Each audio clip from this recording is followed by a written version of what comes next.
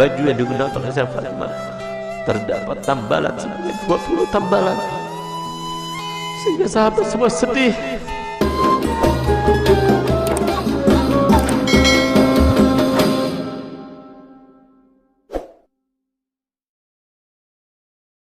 Ada sebuah cerita yang sangat luar biasa daripada kehidupan Sayyidatina Fatimah Zahra.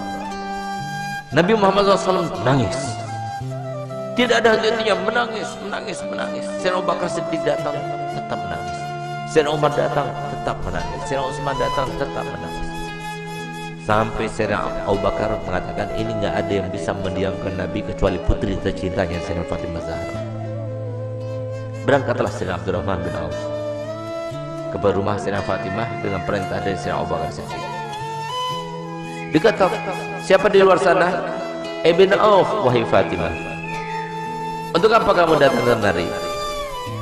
Kami ingin meminta bantuanmu karena Nabi SAW mulai tadi sedang nangis dan tidak berhenti menangisnya, terus menangis. Kami sedih melihatnya. Baik, sebentar, aku memakai pakaian dahulu. Kenapa Nabi SAW menangis? Karena Nabi telah diturunkan ayat yang berbunyi, wa in minkum illa wariduha. Tidak ada seorang pun dari kalian kecuali pasti akan melewati di atas neraka itu. Itu yang bikin nangis Nabi. Tidak ada satupun dari kita kecuali kita akan melintas di atas jahanam. Bagaimana tempat lintasan kita tergantung kepada amal kita. Tipis tebalnya tergantung kepada amal kita yang sekarang kita tidak memperdulikannya, tidak memikirkannya. Nanti semuanya akan terpampang di depan mata kita dan kita akan melewatinya. Semoga kita termasuk yang mendapatkan amal yang banyak, yang menyenangkan hati baginda Rasul Muhammad SAW. Berangkatlah Sayyidah Fatimah.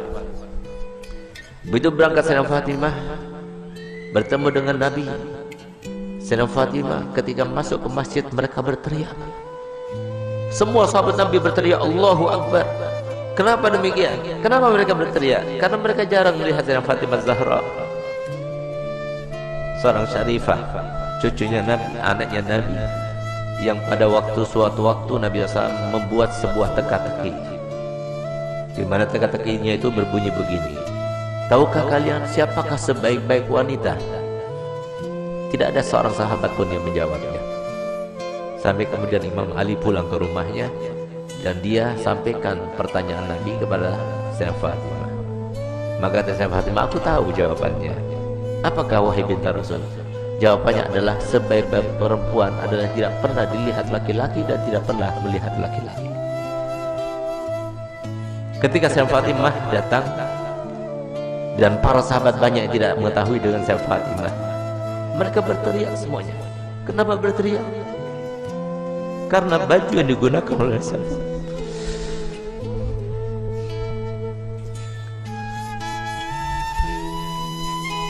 baju yang dibuka,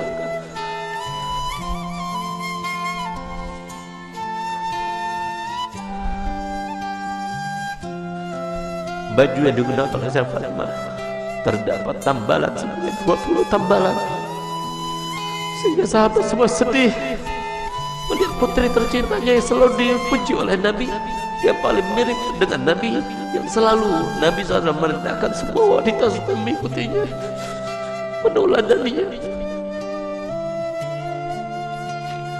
Ternyata pakaian seperti itu, sesederhana itu. Saat itulah ketika sahabat Nabi merasa kasihan, merasa tidak tega, merasa iba melihat kehidupan Sayyidah Fatimah Zahra, maka Nabi SAW berkata kepada Sayyidina Umar bin Khattab, ya Umar, biarkan saja, demi Allah putriku Fatimah adalah pemimpin dari seluruh wanita yang masuk surga. Seandainya para syarifah sekarang tahu, lihat bagaimana pakaian Sayyidah Fatimah, lihat bagaimana perempuan yang dibanggakan oleh Nabi Muhammad SAW, yang harusnya kita sebagai umatnya menjadikan tauladan baginya. Bukan seperti sekarang ini, kita terlalu membangga-banggakan pakaian, kita selalu menampakkan kemewahan, dan kita tidak mau membagi-bagi apa yang telah kita punya. Kita tidak pedulikan kepada manusia. Subhanallah, Sayyidah Fatimah datang suatu waktu di rumahnya. Sayyidah Fatimah adalah seorang yang paling sempurna, tangannya paling sempurna, hidungnya paling sempurna, matanya paling sempurna, karena dialah yang paling mirip dengan Nabi kita Muhammad SAW.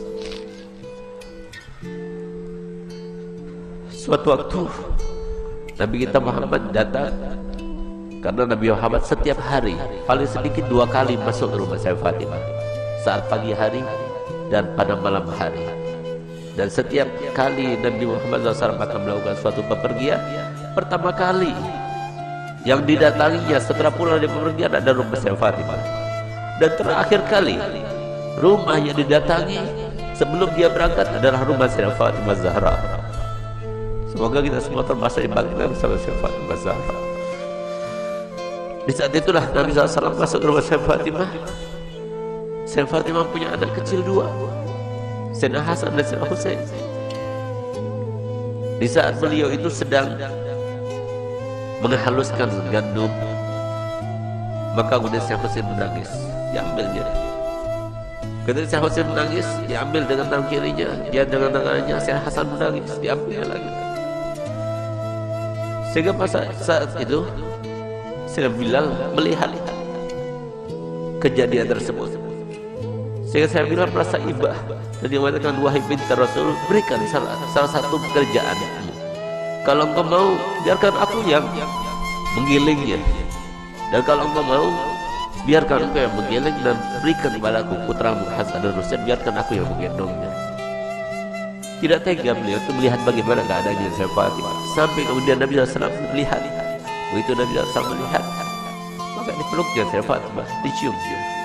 Setiap kali Nabi SAW bertemu dengan Sayyidah Fatimah, dipeluknya dan dicium di jidatnya sebagai tanda bahwa Nabi SAW ridho kepadanya.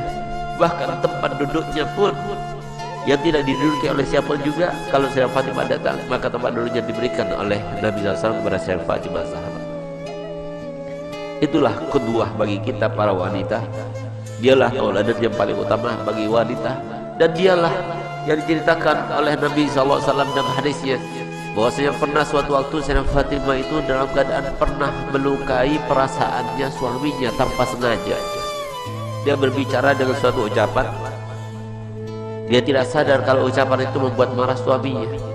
Tidak paham, bukan sengaja, tapi tidak sadar, tidak sengaja. Tapi apa yang lakukannya? Dilihat suaminya itu warnanya merah mukanya, yang menandakan bahwa dirinya dalam keadaan marah. Di saat itulah timbul rasa takutnya kepada Allah, sehingga di saat itulah dia minta maaf kepada suaminya. Maafkan aku wahai suamiku. Tapi ternyata wajah Imam Ali tetap masih merah. Takut dia kepada Allah, sehingga rasa takutnya luar biasa itu sampai beliau itu menangis histeris dan dia mengatakan, wahai suamiku, sampai dia berjigak-jigak memutari suaminya Sayyidina Ali bin Abi Thalib. Suamiku, maafkan aku, sambil dia itu berkeliling seperti layaknya orang yang sedang tawaf. Di saat itulah kemudian Sayyidina Ali melihat kepada Sayyidah Fatimah yang melakukannya. Dia merasa geli dengan apa yang dilakukannya, maka dipeluknya dan mengatakan, wahai binti Rasul, aku sudah maafkan. Subhanallah, sore harinya dia bertemu dengan ayahandanya Nabi Muhammad SAW. Ketika bertemu dengan Nabi Muhammad, maka apa ujar Nabi Muhammad? Ya Fatimah, telah sampai kepadaku apa yang telah kamu lakukan tadi. Kalau seandainya engkau meninggal dunia sebelum engkau mendapatkan maaf dari suamimu, maka niscaya aku tidak akan melaksanakan sholat jenazah terhadapmu.